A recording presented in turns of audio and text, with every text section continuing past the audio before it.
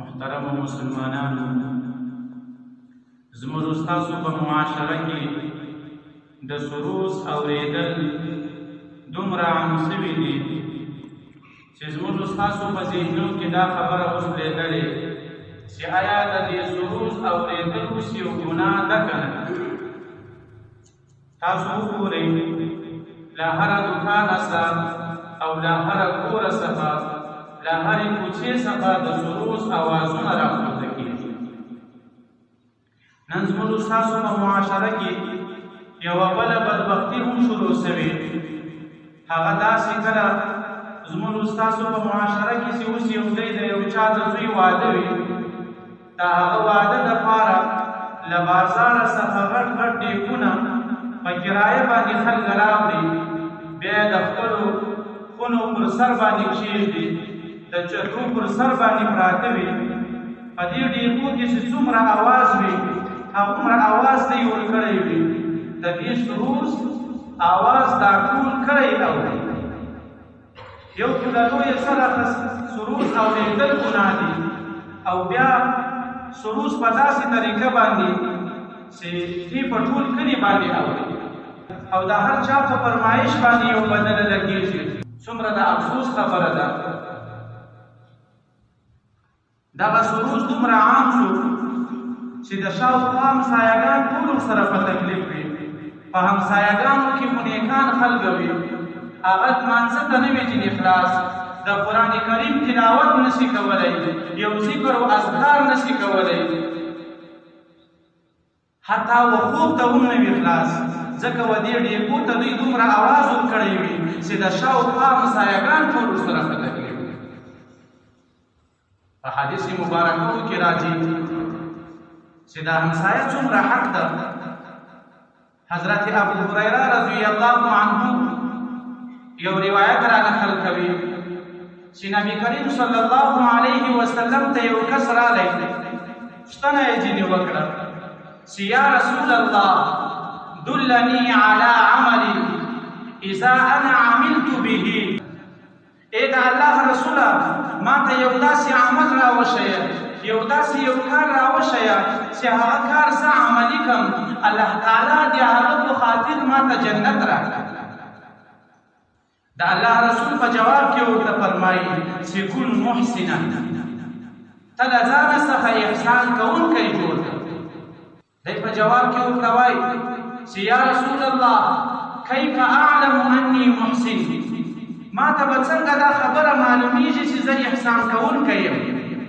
د الله رسول په جواب کې ورته وایي سل جیرانک، ته د خپلو همسایهګانو څخه پوښتنه وکړه. که چیرې همسایهګانو تا ته احسان کوونکی وایو، ستا ناسته ولاړه ستا ګزاره د همسایهګانو سره برابره وه، بیا نو ته محسن وې، د دې په خاطر به الله تعالی و تا ته جنت درکړي. نو له همسایه سره د انسان ښه ګزاره دا سبب د جنت ګرځي. موږ تاسو ته په ودو کې همسایهګان ټول په تکلیف وي، ډیګونه د ما پر سر باندې پراته وي، و فرض لمانځه ته د همسایه نه وي خلاص وي، کې د قرآن کریم و تلاوت ته نه وي خلاص.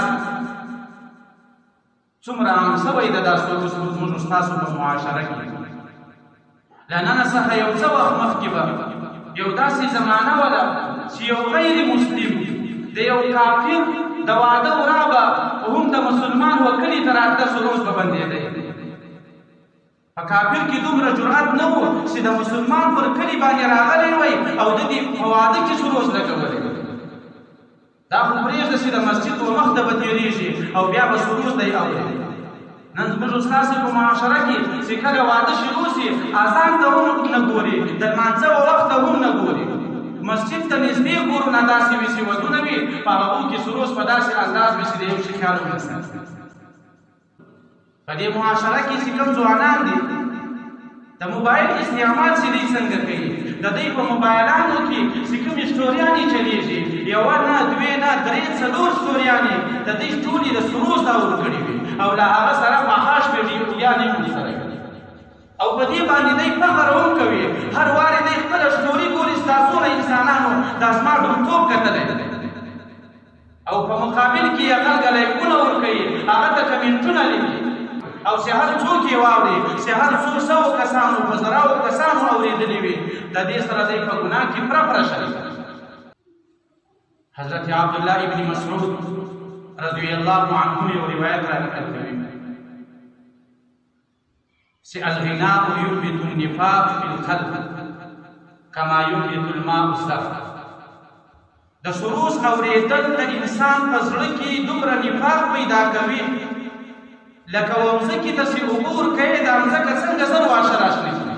موږ تاسو لیدلي 3-4 بارانه وسي دغه دشت پې زرغون ولاړ واشه کور کې راشنه شوي.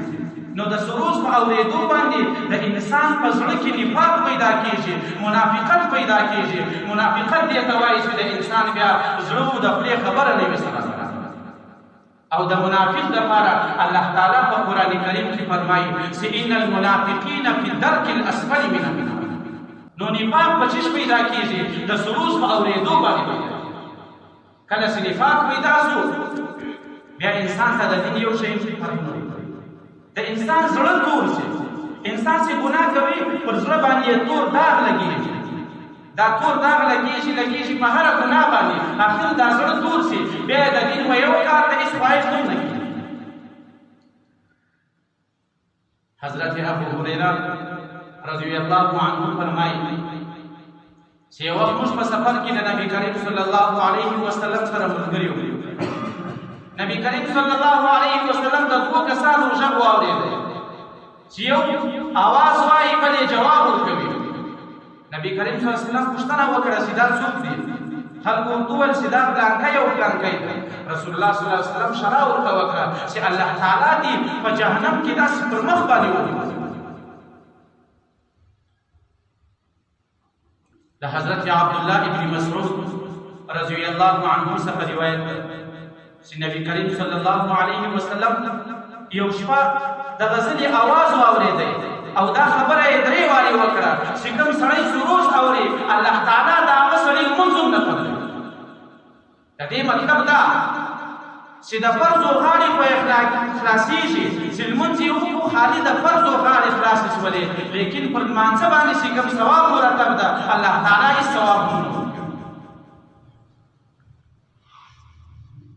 نو د موږ تاسو سره باید د دې خبرې احساس پیدا شي. موږ تاسو دعوه د دې کوو چې موږ د نبی کریم صلی الله علیه وسلم امتیان یو او پر هغه باندې موږ ایمان هم راولی ده، د هغه د شفاعت امیدوار هم یو، لیکن د هغه تابعدار نه یو. حضرت علی رضی الله عنه فرمایي چې نبی کریم صلی الله علیه وسلم حدیث ته چې بعثت بکسر المزامیر، د رسول الله صلی الله علیه وسلم بعثت و دنیا ته د دې دپاره الله تعالی را لېږلی چې ته به د سروز آلات ختموي. نو پر کوم شخصیت باندې چې زموږ ستاسو ایمان ده د شفاعت امید یې هم لرو، د هغه بعثت و دنیا ته د دې په دې خاطر سوی ده چې هغه به د سروز آلات ختموي او ما استاد هغه مخالف دي. او دومره فکر ورونه وي راسره.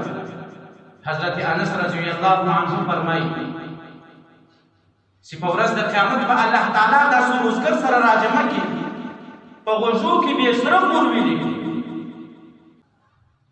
د حضرت ابوبکر صدیق رضی الله عنه په باره کې راځي چې له هغه سره د آخرت څومره ویره وه. یو وخت پر لارې باندې را روان ده، دا هغه شخصیت ده چې په دنیا کې تر انبیاء او اعلان کې په ټول کائناتو کې بهترین انسان ابوبکر صدیق رضی الله عنه ده. د ده څخه د آخرت څومره ویره ورسره ده. پر لارې را روان دی، یو درختې ته ودرېده. درخت ته یې وکتل، په درخته کې یو مرغۍ ده. هغه مرغۍ ته یې خطاب شروع کړو، وایي طوبی لک یا طیر تطیر فتقع علی الشجر وتأكل من الثمر ثم تطير ليس عليك حساب ولا عذاب يا ليتني كنت مثلك. اے مرغا ته څومره بختور یې چې راپاواسې په باغ کې کښېنې، په ونو کې کښېنې، د هغو ونو څخه خپله میوه وخورې، د هغه ثم تطویر ليس عليك عذاب ولا حساب د تا څخه الله تعالی د یو شي حساب هم نه کوي پر یو شي باندې عذاب هم نه درکوي یا لیتنی كنت مثله دا ابو بکر وایي چې ای مرغا کاش کې ابو بکر هم دا رقم کوي دا هغه شخصیت ده چې الله تعالی په دنیا کې د جنت زیری باندې کړی لا هغه سره د آخرت دومره ویره وساتي دا په شان کې راځي چې وخت پر لار را روانو دا خبره وکړه وای کاش کې زه د روډ پر غاړه باندې یو درخت وای چې اوس راغلی وای خوړلی لما به بیا نه حساب کېدی نه د صحابه کرامو سره د آخرت دومره فکر دا د هغو کسانو سره چې الله تعالی په دنیا کې د جنت زیری نه ورکړی چې د جنتي بیا هم دومره ویره ورسره دومره د آخرت د عذاب څخه ویریږي